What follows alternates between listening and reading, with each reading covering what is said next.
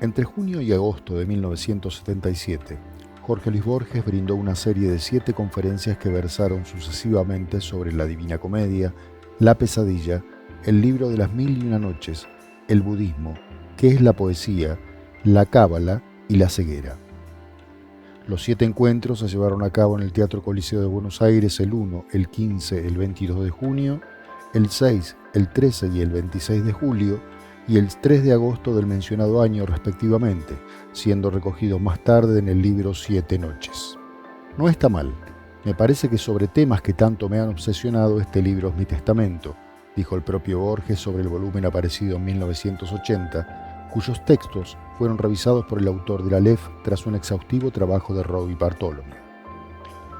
Bartholomew salvó las erratas, corrigió los errores de transcripción, confrontó las citas, eliminó las muletillas propias de una exposición oral y leyó al escritor argentino el resultado de su trabajo, quien finalmente lo aprobó para su publicación como libro. El siguiente es el audio de la primera de las conferencias, que se desarrolló el 1 de junio de 1977 en el Teatro Coliseo y cuyo tema fue La Divina Comedia. Señoras, señores, Paul Claudel ha dicho en una página indigna de Paul Claudel que los espectáculos que nos esperan, más allá de nuestra muerte física, no se parecerán sin duda a los que nos muestra Dante en el infierno, en el purgatorio y en el paraíso. Ahora, esta curiosa observación de Claudel, en un artículo por lo demás admirable, puede ser comentada de 2 modos. En primer término, vemos que es un testimonio, una prueba de lo vívido de Dante. El hecho de que una vez leído el poema y mientras lo leemos, tendemos a pensar que él se imaginaba el otro mundo exactamente como él lo presenta. Es decir, nosotros creemos, desde luego esto es absurdo, que Dante creía que una vez muerto, él se encontraría después con la montaña inversa del infierno, con las terrazas del purgatorio y con los cielos concéntricos del paraíso, y que además hablaría con sombras de la antigüedad clásica, algunas, que conversarían con él en terceros en italiano. Eso es, evidentemente, absurdo.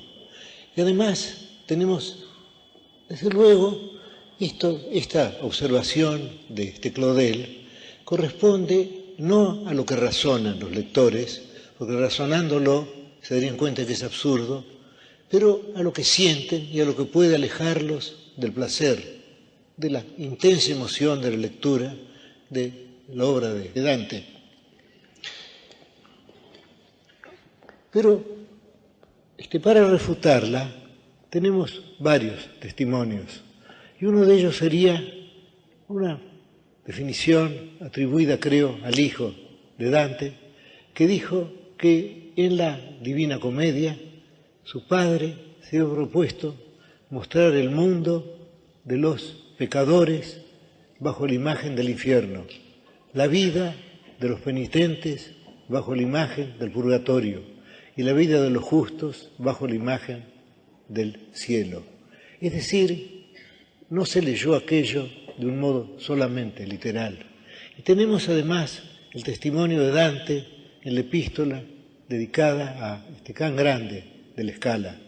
Esa epístola ha sido considerada apócrifa, pero de cualquier modo no puede ser muy posterior a Dante y de cualquier modo fue verosímil. Y en esa epístola Dante dice que su comedia puede ser leída de 4 modos distintos, y uno de esos modos es el modo literal, y los otros son, por ejemplo, el modo alegórico. Según ese modo tendríamos en Dante al hombre, tendríamos en Beatriz a la fe, y en Virgilio tendríamos a la razón. Pero, desde luego, esta idea de un texto capaz de múltiples lecturas es algo típico, algo característico de la Edad Media, esa Edad Media tan calumniada y tan compleja, esa Edad Media que nos dio la arquitectura gótica, que nos dio también las sagas, que nos dio la filosofía escolástica, en la que todo está discutido con un vocabulario distinto del vocabulario clásico y que nos dio sobre todo la Divina Comedia, que seguimos leyendo y que sigue admirándonos ahora y que durará más allá de nuestra vida, mucho más allá de nuestras vigilias y que será enriquecida por cada generación de lectores. En la Edad Media era común el concepto de un texto capaz de una lectura múltiple, o como malamente decimos ahora, de ser leído en varios planos. Y así tenemos aquella admirable sentencia de Escoto Erígena, que dijo que la escritura es un texto que encierra infinitos sentidos, que puede ser leído de infinitos modos, y lo compara con el plumaje tornasolado del pavo real. Y tenemos también a los cabalistas hebreos, y los cabalistas dijeron que la escritura ha sido escrita para cada uno de los fieles, lo cual no es increíble si pensamos que el autor del texto y el autor de los lectores es el mismo, Dios. Es decir, Dante no tuvo por qué suponer que lo que él nos muestra corresponde a una imagen real de este mundo, de la muerte. No, no hay tal cosa. Dante no pudo pensar eso. Sin embargo, yo creo que es conveniente ese concepto ingenuo y falso. Es conveniente ese concepto de que estamos leyendo una narración verídica, de que estamos leyéndola de un modo literal. Y es conveniente para dejarnos llevar por esta lectura. De mí sé decir que soy un lector hedónico. No he leído jamás un libro porque ese libro fuera antiguo. No he leído jamás un libro porque ese libro fuera contemporáneo. He leído libros por la emoción estética que me deparan. Y he dejado para después los comentarios, los estudios. Todo eso lo he ido postergando y cuando leí la Divina Comedia me dejé llevar por la lectura. Es decir, he leído la Divina Comedia como he leído otros libros, menos famosos. Y quiero contarles aquí a ustedes, ya que estamos evidentemente entre amigos, y ya que no estoy hablando con todos ustedes, sino con cada uno de ustedes, quiero contarles la historia de mi comercio con la Divina Comedia. Todo esto empezó poco antes de la dictadura. Yo estaba empleado en una biblioteca del barrio de Almagro. Yo vivía en Las Heras y Pueyrredón y tenía que recorrer en lentos y solitarios tranvías el largo trecho que va desde ese barrio del norte a Almagro sur, a una biblioteca situada en Avenida La Plata y Carlos Calvo. Y el azar, salvo que no hay azar, salvo que lo que llamamos azar es realmente nuestra ignorancia de la compleja maquinaria de la causalidad, el azar me hizo encontrar 3 pequeños volúmenes. Yo le iba a traer uno como talismán ahora. 3 pequeños volúmenes en la librería Mechel, que corresponde a tantos recuerdos míos. Y esos 3 pequeños volúmenes eran los 3 tomos del infierno, del purgatorio y del paraíso, vertidos al inglés por Carlyle. No por Thomas Carlyle, de quien hablaré luego, sino por un hermano suyo. Y ese libro era muy cómodo, cabía exactamente en mi bolsillo, y en una página estaba el texto italiano, y en la otra el texto inglés, vertido literalmente al inglés por el hermano de Carlyle. Y entonces yo imaginé este modus operandi, ya que mi ignorancia del italiano era perfecta, es decir, sabía del italiano aquellas palabras que se parecen al español, nada más, lo cual ya es saber buena parte del italiano. Son 2 idiomas hermanos, ya lo sabemos. Pues bien, yo leía primero un versículo en prosa inglesa, un terceto en prosa inglesa. Luego leía el mismo versículo, el mismo terceto, lo leía en italiano. Y luego iba siguiendo así hasta llegar al fin del canto, y luego leía todo el canto en inglés, y luego todo el canto en italiano. Y ya en esa primera lectura observé que las traducciones no pueden ser un sucedáneo, un ersatz del texto. La traducción puede ser en todo caso un medio para acercar al lector al texto, sobre todo en el caso del español. Creo que Cervantes, en alguna parte del Quijote, dice que con 2 ochavos de lengua toscana, no usa la palabra ochavos, usa otra, uno puede entender. Esos 2 ochavos de lengua toscana me fueron dados por la semejanza fraterna del italiano y del español. Y ya entonces observé que los versos, sobre todo los grandes versos, los versos de Dante, los versos son mucho más que lo que significan.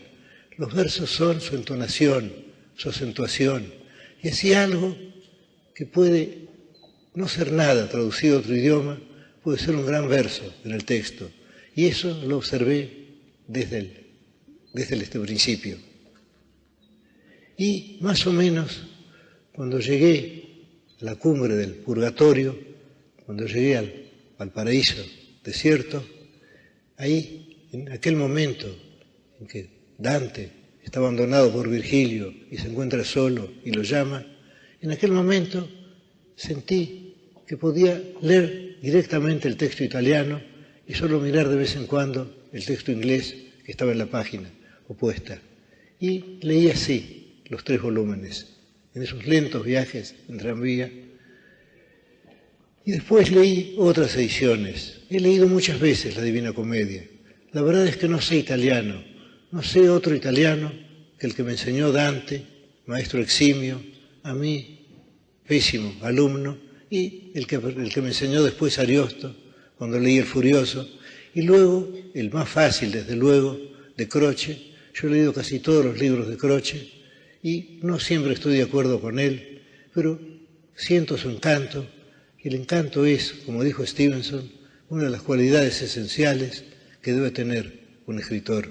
Y así leí muchas veces la comedia, en distintas ediciones cada vez, y ya pude gozar de los comentarios, y de todas ellas, 2 me impresionaron particularmente, la de Attilio Momiliano y la de Carlo Gramsci, esas 2. Y luego hubo otras también, la de Torraca, la de Scartazzini. Yo leía todas las ediciones que encontraba y me distraía leyendo los distintos comentarios, las distintas interpretaciones de esa obra múltiple. Y fui notando así como en las ediciones más antiguas el comentario histológico. Luego viene, sobre todo en el siglo XIX, el comentario histórico, el comentario literario.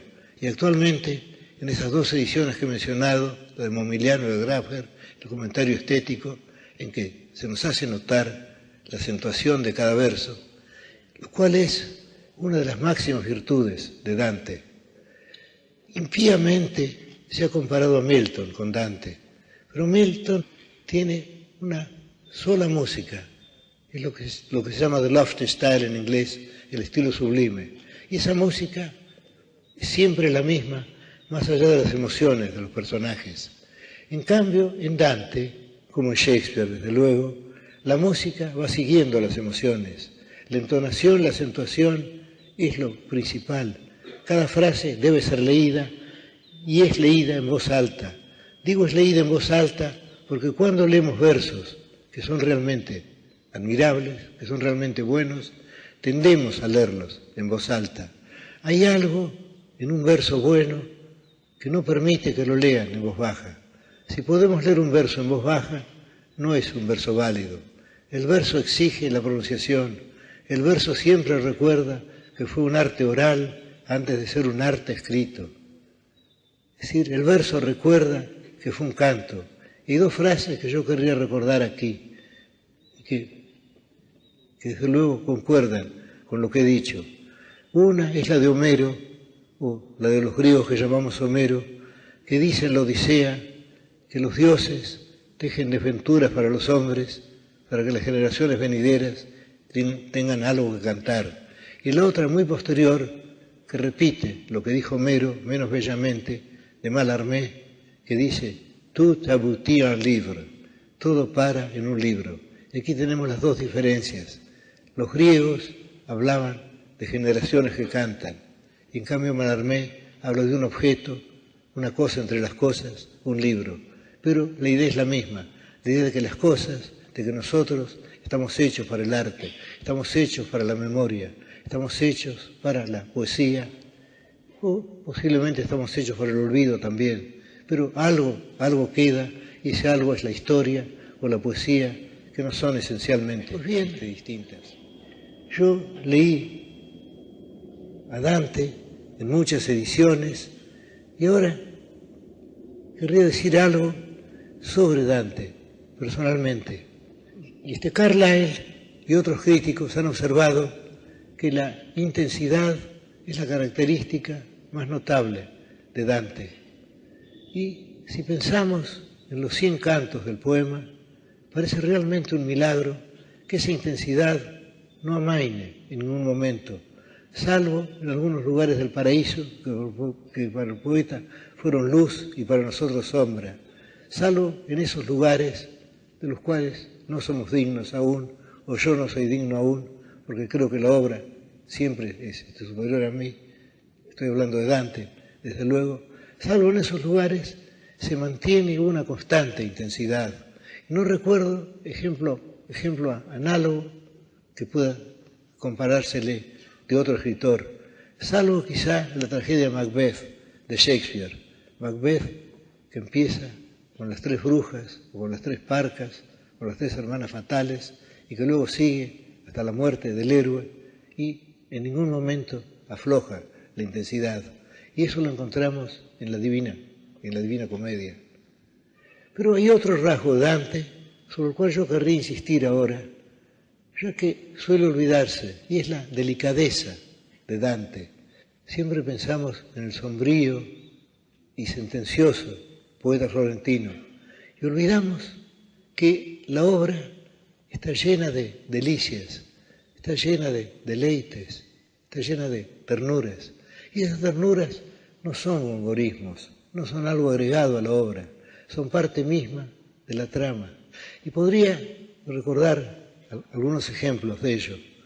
Por ejemplo, Dante habrá leído en algún libro de geometría que el cubo es el más firme de todos los sólidos. Bueno, pues bien, es una observación corriente, en sí no tiene nada de poética, y sin embargo, Dante la usa por una metáfora, y habla del hombre que debe soportar la desventura, y habla del hombre que es ben tetrágono y colpi di fortuna, el hombre que es un buen tetrágono, que es un buen cubo.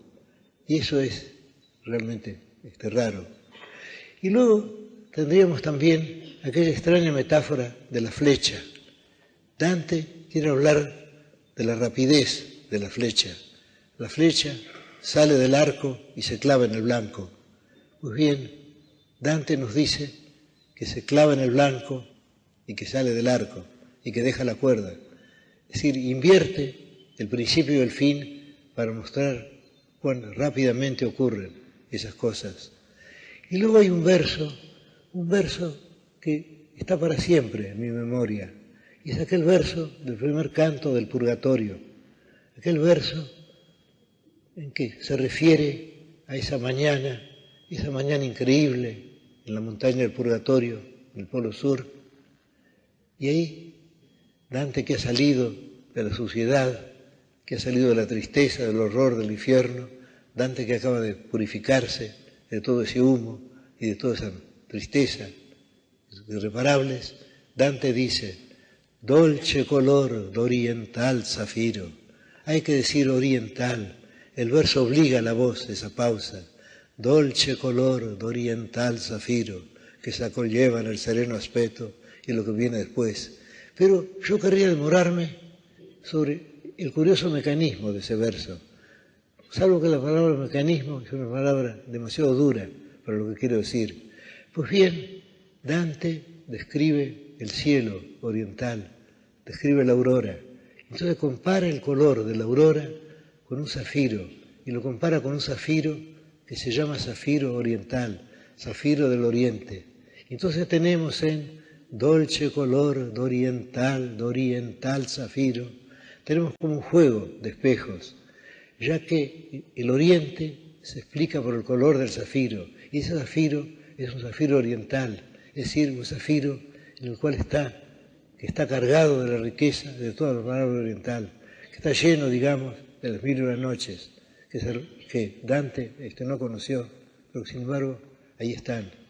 Y luego tendríamos aquel otro famoso verso final del canto quinto del infierno, que cade como corpo morto, cade. Pues bien, ¿por qué retumba la caída?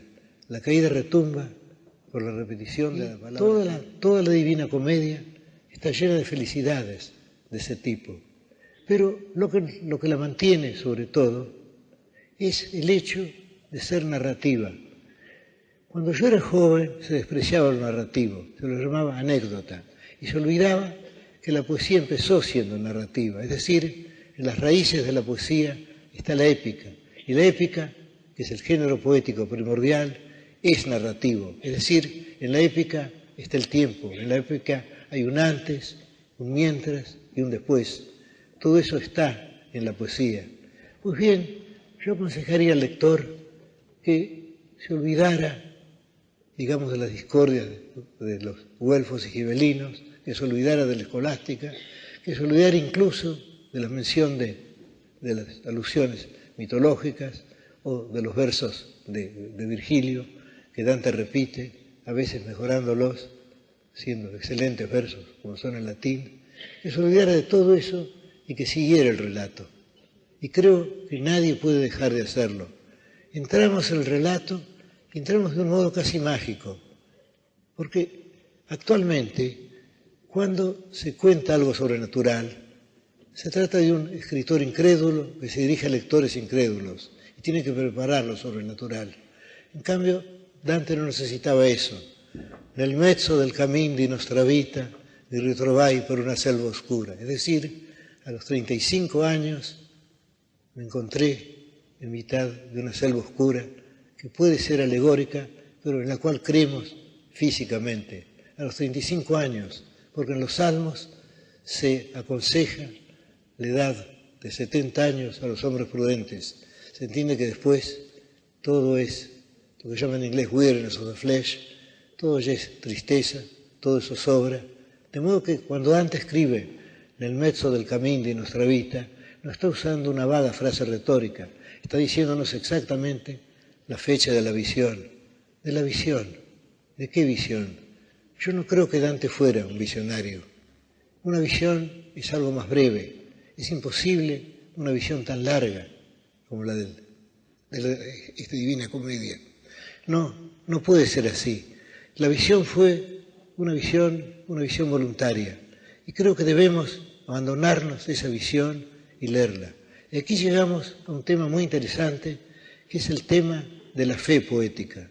Dijo Coleridge que la fe poética es la suspensión voluntaria de la incredulidad.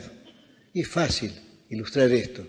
Por ejemplo, si asistimos a una representación de teatro, sabemos que en el escenario hay hombres disfrazados que repiten palabras que Shakespeare o Ibsen o Pirandello les han puesto en la boca,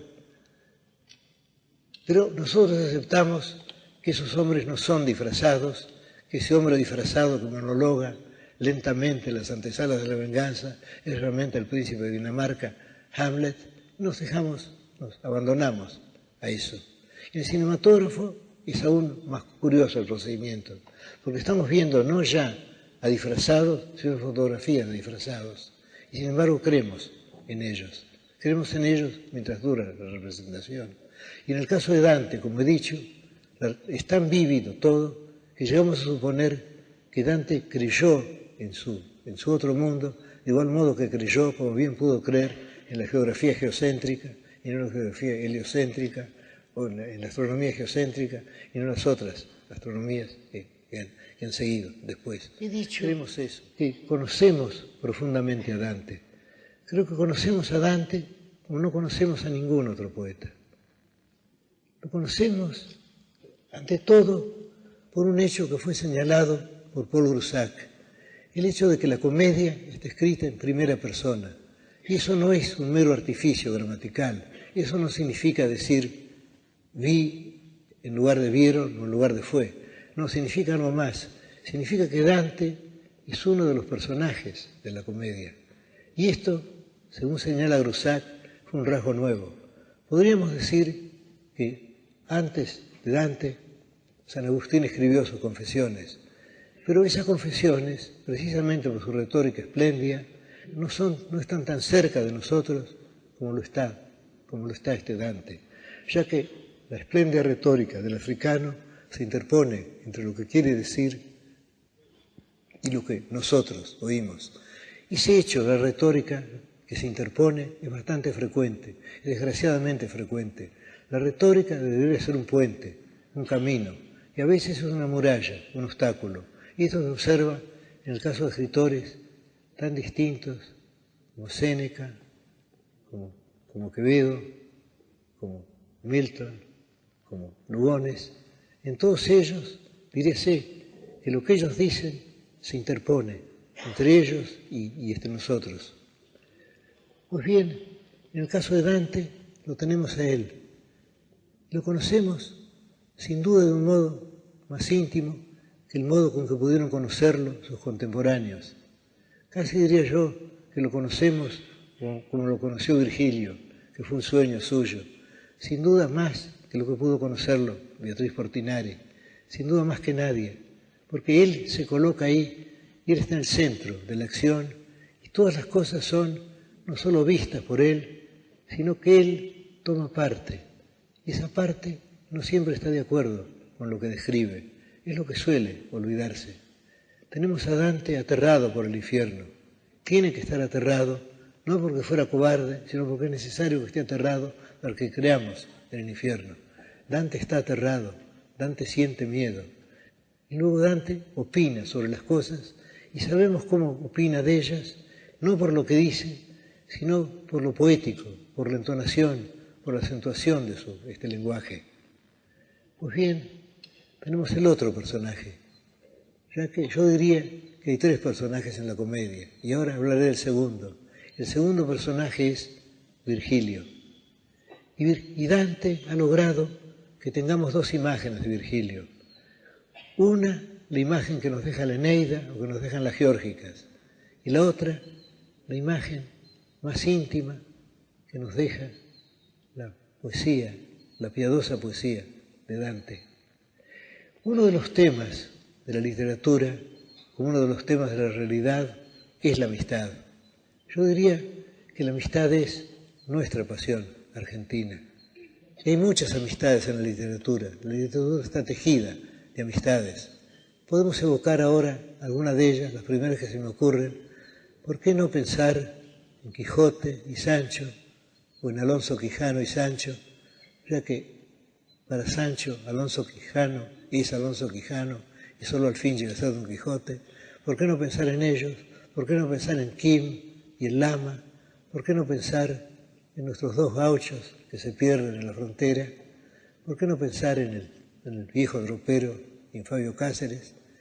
Pues bien, la amistad es un tema común, pero generalmente los escritores suelen recurrir al contraste entre los dos amigos. He olvidado otros dos amigos ilustres, Bouvard y Pécuchet también. Ahí tenemos también el contraste de los dos. En el caso de Dante es más delicado el procedimiento. No es exactamente un contraste, aunque desde luego tenemos la actitud filial de Dante. Dante viene a ser como un hijo de Virgilio. Y al mismo tiempo, Dante es superior a Virgilio porque Dante se cree salvado. Dante cree que merecerá la gracia o que la ha merecido, ya que le ha sido dada la visión. Y en cambio, en el principio del infierno, él sabe que este Virgilio es un alma perdida, es un réprobo. Y el mismo momento en que Virgilio le dice que él no podrá acompañarlo más allá del purgatorio, en ese mismo momento en que Dante siente que Virgilio será para siempre un habitante del terrible, nobile Castello, donde están las grandes sombras de los grandes muertos de la antigüedad, los que por ignorancia invencible no alcanzaron la palabra de Cristo, en ese mismo momento Dante le dice: tu duca, tu signore e tu maestro. Y luego, más adelante le dice: tu sarai primo, yo sarò secondo. Bueno, es decir, para cubrir ese momento, Dante lo saluda con palabras magníficas y habla del largo estudio y del gran amor que le han hecho cercar este volumen, buscar este volumen. Y siempre se mantiene esa relación entre los dos. Esa figura esencialmente triste de Virgilio. Virgilio se sabe condenado para siempre a estar en el nobile castello, lleno de la ausencia de Dios. Y en cambio a Dante le será permitido ver a Dios, le será permitido comprender el universo. Bueno, pues tenemos esos dos personajes y luego hay otro personaje, un tercer personaje que ustedes ya habrán adivinado, sin duda. Pues bien, tenemos además de eso, tenemos miles, tenemos centenares de personajes, tenemos una multitud de personajes y esos personajes se ha dicho que son episódicos. La palabra es falsa, yo diría que son eternos. Una novela contemporánea requiere 500 o 600 páginas para hacernos conocer a alguien, si es que lo conocemos. En cambio a Dante le basta un solo momento de una vida. Y en ese momento el personaje está definido para siempre. Y Dante busca ese momento central. Y yo, humildemente, inconscientemente, he querido hacer lo mismo en muchos cuentos y he sido admirado por ese hallazgo, que es el hallazgo de Dante en la Edad Media, el de presentar un momento como cifra de una vida. Dijo Carlyle que hay dos características de Dante, desde luego hay más, pero dos esenciales, y esas dos son la ternura y el rigor, salvo que la ternura y el rigor no se contraponen, no son opuestos. Es decir, por un lado está la ternura humana de Dante, lo que Shakespeare llamaría the milk of human kindness, la leche de la bondad humana. Y por el otro está el saber que somos habitantes de un mundo riguroso, que hay un orden, y ese orden corresponde al otro, al tercer interlocutor. Y ahora podríamos verlo en dos ejemplos. Creo que de este modo será claro lo que acabo de decir. Vamos a tomar el episodio más conocido del infierno, el del canto quinto, el de Paolo y de Francesca. Y yo no quiero abreviar lo que Dante ha dicho, sería una irreverencia mía decir en otras palabras lo que él ha dicho para siempre en su italiano, sería una irreverencia que yo tratar de compendiarlas, pero quiero recordar simplemente las circunstancias. Dante y Virgilio llegan, creo que es el segundo círculo, y ahí ven el remolino de almas, y sienten el hedor del pecado, el hedor del castigo, y hay circunstancias físicas desagradables, por ejemplo, Minos, que se enrosca la cola para significar a qué círculo tienen que bajar los condenados. Eso se ha puesto deliberadamente feo, porque se entiende que nada puede ser hermoso en el infierno. Entonces, cuando llegan a ese círculo en el cual están penando los lujuriosos, y hay grandes nombres ilustres. Digo grandes nombres porque Dante, cuando empezó a escribir el canto, no había llegado todavía, digamos, a la perfección de su arte, al hecho de hacer que los personajes fueran algo más que sus nombres. Y sin embargo, esto le sirvió a él. Cuando él describe el nobile castello, vemos a los grandes poetas de la antigüedad, y entre ellos está Homero, el primero, espada en mano, y luego cambian palabras que no es honesto repetir. Pero aquí está bien ese silencio, porque todo eso condice con ese terrible pudor de quienes están condenados al limbo, de quienes no verán nunca la cara de Dios. Pero ya luego, cuando llegamos al canto quinto, entonces ya Dante ha llegado a su gran descubrimiento, la posibilidad de un diálogo entre las almas de los muertos y él, Dante, que lo sentirá y juzgará a su modo. No lo juzgará, él sabe que él no es el juez es otro, es el tercer interlocutor, es la divinidad. Pues bien, ahí está Cleopatra luxuriosa, ahí está Semíramis, hay grandes sombras ilustres, pero Dante ve dos que él conoce, menos humildes, que pertenecen a la crónica contemporánea, Paolo y Francesco. Y entonces él sabe cómo han muerto ellos, los dos adúlteros. Estamos en el infierno, estamos ante dos réprobos, y Dante los compara con dos palomas llamadas por el deseo, porque la sensualidad tiene que estar también en esa escena, es lo esencial de la escena. Entonces se acercan a él y Francesca, que es la única que habla, Paolo no puede hablar, le agradece que los haya llamado y le dice estas palabras patéticas: si fosse amico el rey del universo, si fuera amigo el rey del universo. Es decir, dice el rey del universo porque no puede pronunciar el nombre de Dios. Ese nombre está vedado en el infierno y en el purgatorio. Tienen que decir el otro, o aquí el rey del universo. Entonces dice: si fuera amigo el rey del universo, dice esa alma perdida, le rogaremos a él por ti, ya que tú tienes lástima de nuestros males. Y entonces ella cuenta su historia, y la cuenta 2 veces. Y la primera vez la cuenta de un modo reservado, pero insiste en el hecho de que ella sigue estando enamorada de Paolo. Sigue estando enamorada porque el arrepentimiento es imposible en el infierno. El arrepentimiento está vedado en el infierno. De modo que ella sabe que ha pecado, pero sigue fiel a su pecado. Y esto le da una grandeza heroica.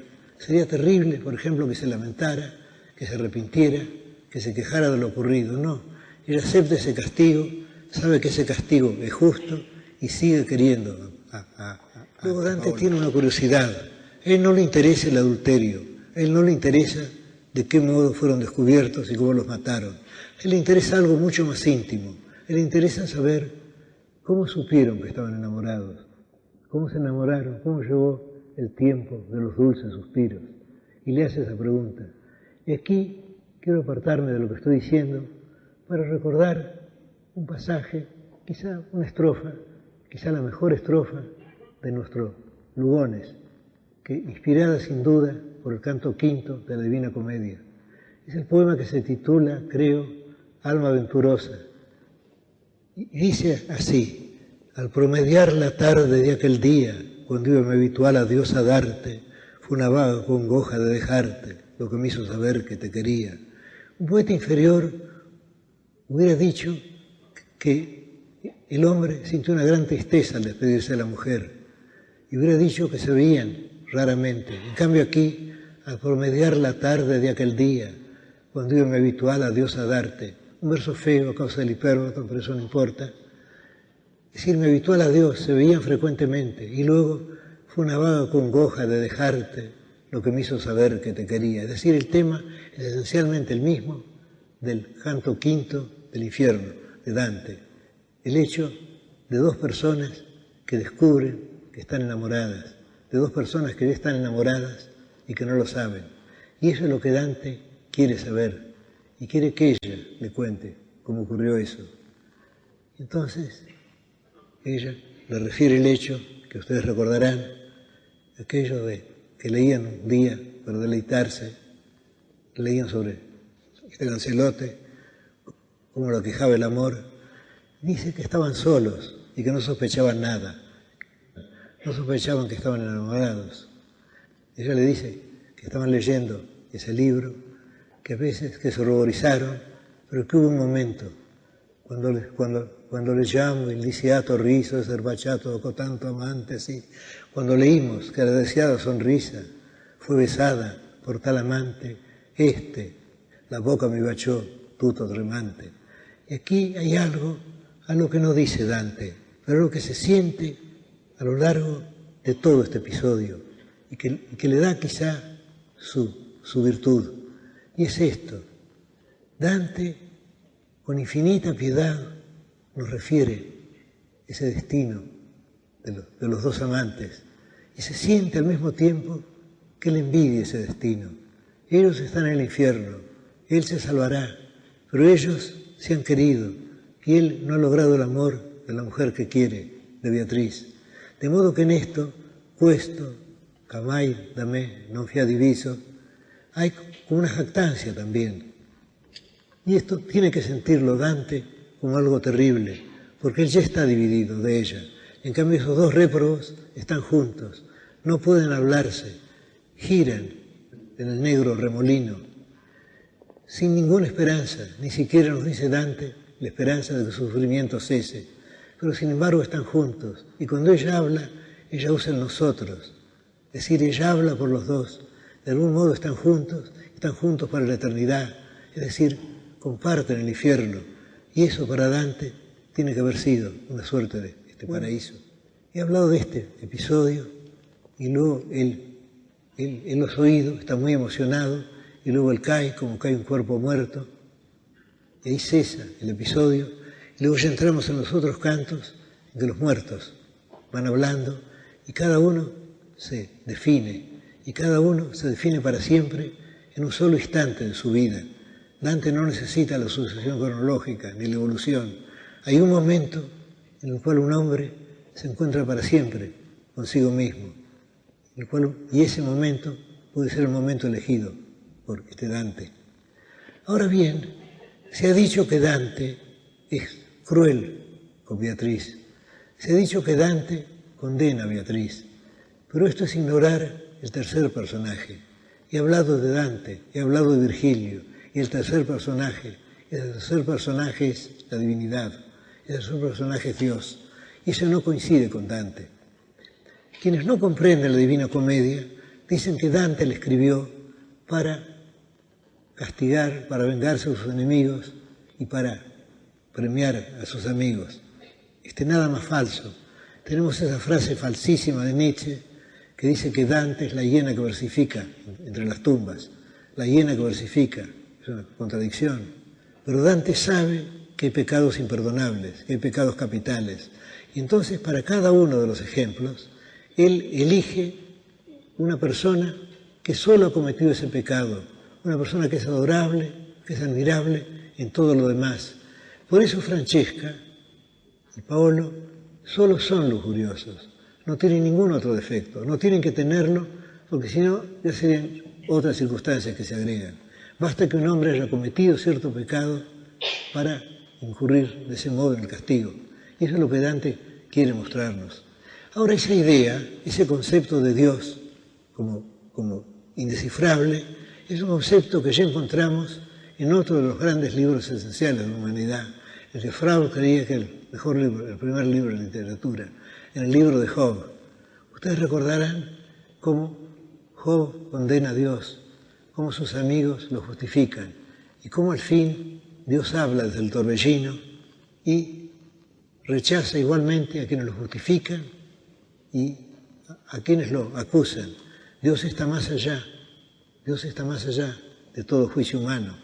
Y Dios, para ilustrar esto, se sirve de dos ejemplos extraordinarios. Se sirve de la ballena y del elefante.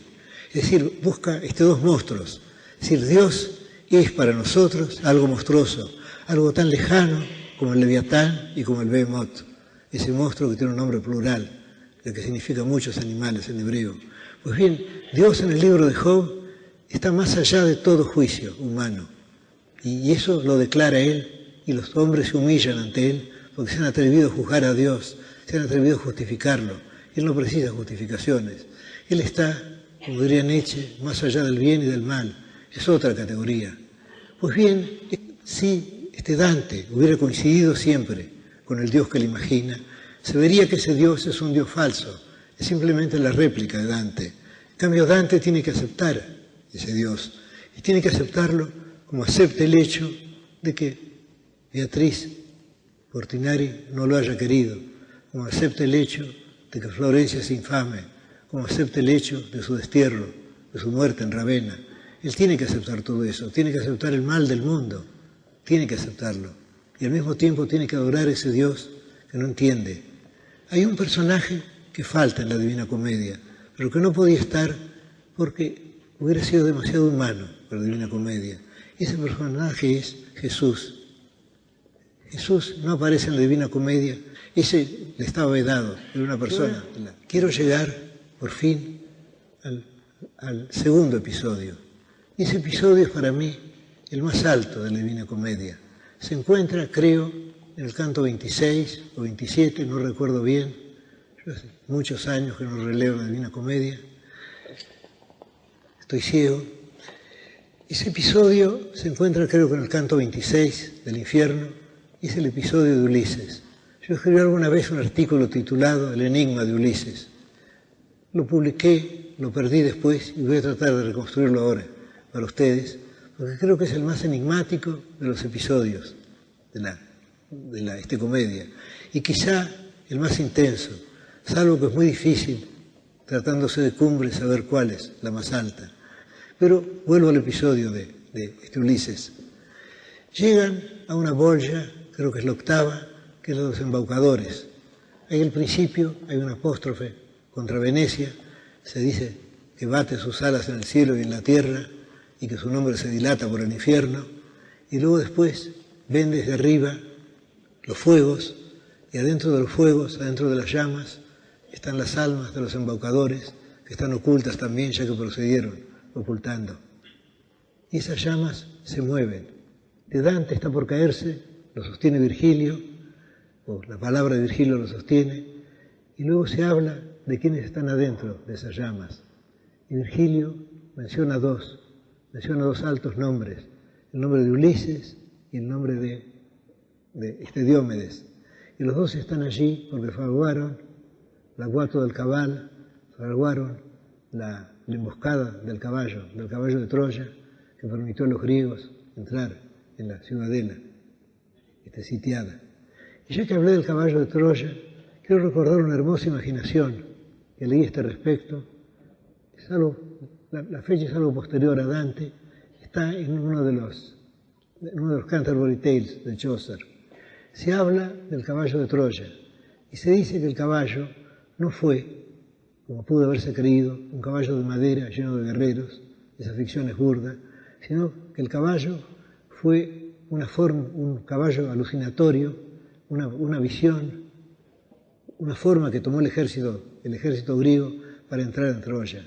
Lo que entró en Troya, lo que entró en la ciudadela, fue el ejército griego, pero por artes mágicas los troyanos lo vieron como un gran caballo de madera, como una ofrenda. Pues bien, ahí están Ulises y ahí está Diómedes.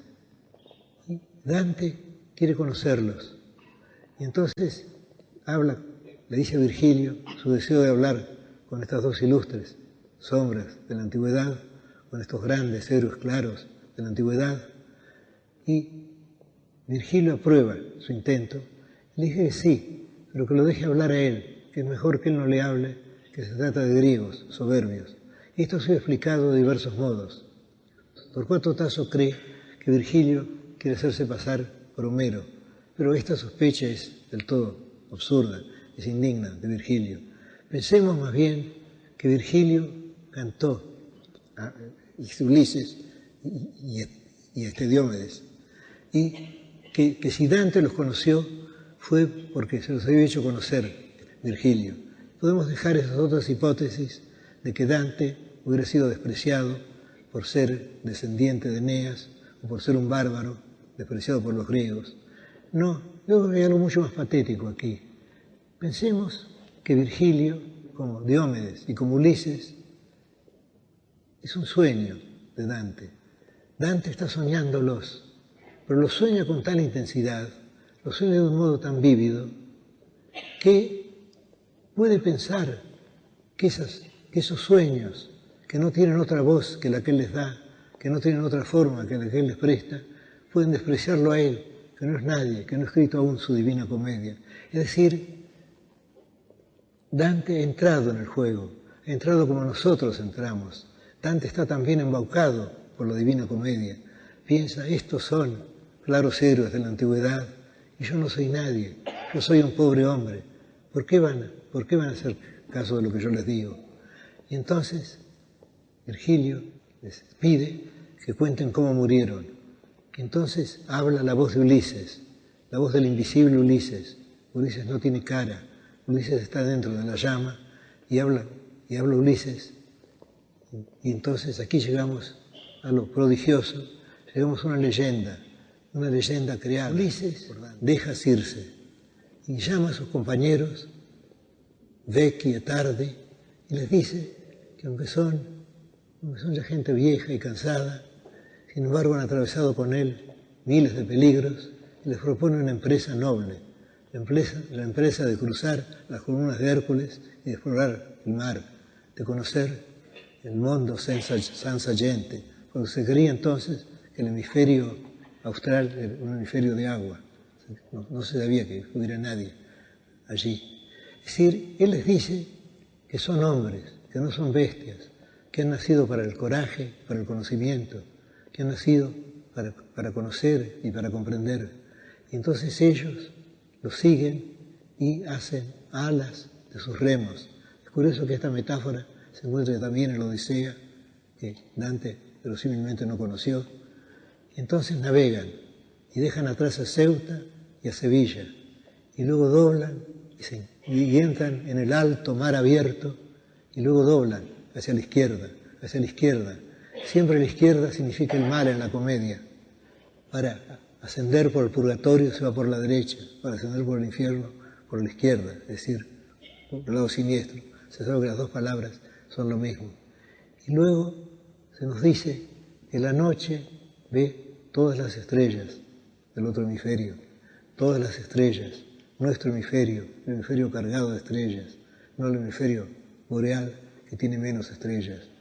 Y entonces navegan durante 5 meses y luego al fin ven tierra. Y lo que ven es una montaña parda por la distancia, una montaña más alta que ninguna de las que habían visto. Y entonces Ulises dice, nuestra alegría se cambió en llanto, porque de la tierra sopla un torbellino y la nave se hunde. Y esa montaña es la montaña del purgatorio, según se ve en otro canto. Dante creía que el purgatorio, o Dante simula creer para fines poéticos, su poema, el purgatorio era antípoda de la ciudad de Jerusalén. Bueno, llegamos a este momento terrible y nos preguntamos, ¿por qué ha sido castigado Ulises? Evidentemente, lo que se ha dicho antes, de que fue castigado por la treta del caballo, es falso, puesto que el momento culminante de su vida es otro. Es esa empresa en sí generosa, esa empresa denodada de querer conocer lo vedado, lo imposible. Y nos preguntamos, ¿por qué tiene tanta fuerza este canto? Pero antes de contestar, yo querría recordar un hecho que no ha sido señalado por ningún historiador de la literatura, que yo sepa, y es el de otro gran libro, un gran poema de nuestro tiempo, el Moby Dick de Herman Melville, que ciertamente conoció la Divina Comedia. Pues bien, ahí tenemos también un barco folo, tenemos también el vuelo insensato, tenemos también la empresa insensata, el mutilado capitán Ahab, que quiere vengarse de la ballena blanca, y al fin la encuentra y la ballena lo hunde. Y la última página de la gran novela de Melville concuerda exactamente con el fin del canto de Dante. El mar se cierra sobre ellos, se hunden. Y sin duda Melville, al escribir esto, tuvo que recordar la Divina Comedia. Aunque yo prefiero pensar que la leyó, que la asimiló de tal modo que pudo olvidarla, literalmente. Es decir, que la Divina Comedia llegó a ser parte de él y que luego redescubrió lo que había leído hace ya muchos años. Pero la historia es la misma, salvo que el capitán Ahab no está movido por un ímpetu noble, está movido por el deseo de la venganza. Y en cambio, en el caso de Ulises obra como el más alto de los hombres. Ahora, ¿a qué debe su carga trágica este episodio? Yo creo que hay una explicación, y para mí es la única, valedera, no sé qué dirán ustedes, y es esta. Y es que Dante sintió, de algún modo, que Ulises era él. No sé si lo sintió de un modo consciente o no, eso poco importa. Pues bien, Dante, en algún terceto de la Divina Comedia, dice que a nadie le está permitido saber cuáles son los juicios de la providencia. No podemos adelantarnos al juicio de la providencia. Nadie puede saber quién será condenado o salvado. Sin embargo, él había osado, siquiera de modo poético, adelantarse a ese juicio. Él nos muestra condenados y nos muestra felices, bienaventurados. Y él tenía que saber que al hacer eso, él estaba corriendo un peligro. Él tenía que saber que estaba de algún modo adelantándose a la indescifrable providencia de Dios. Y por eso el personaje de Ulises tiene la fuerza que tiene, porque Ulises es un espejo de Dante, porque Dante sintió que él merecería acaso ese castigo. Es verdad que él había escrito el poema, que el poema estaba escrito como poema, pero de algún modo él puede estar infringiendo las misteriosas leyes de la noche, de Dios, de la divinidad. Por eso debe su fuerza, creo, el episodio. Pues bien, ahora he llegado al fin. Quiero solamente insistir sobre el hecho de que nadie debe privarse de esa felicidad, que es la divina comedia, que debe leerla de un modo ingenuo. Después vendrán los comentarios, después tendremos el deseo de saber qué significa cada alusión mitológica. Queremos ver, por ejemplo, cómo Dante tomó un gran verso de Virgilio y acaso lo mejoró traduciéndolo. Pero al principio debemos leerlo con una fe de niños, debemos abandonarnos al libro. Y ese libro es algo que nos acompañará hasta el fin. A mí me ha acompañado durante tantos años y sé que apenas he empezado a leerlo. Sé que si lo abro mañana encontraré cosas que no he encontrado hasta ahora. Sé que ese libro irá más allá de mi vigilia y de nuestras vigilias. Muchas gracias.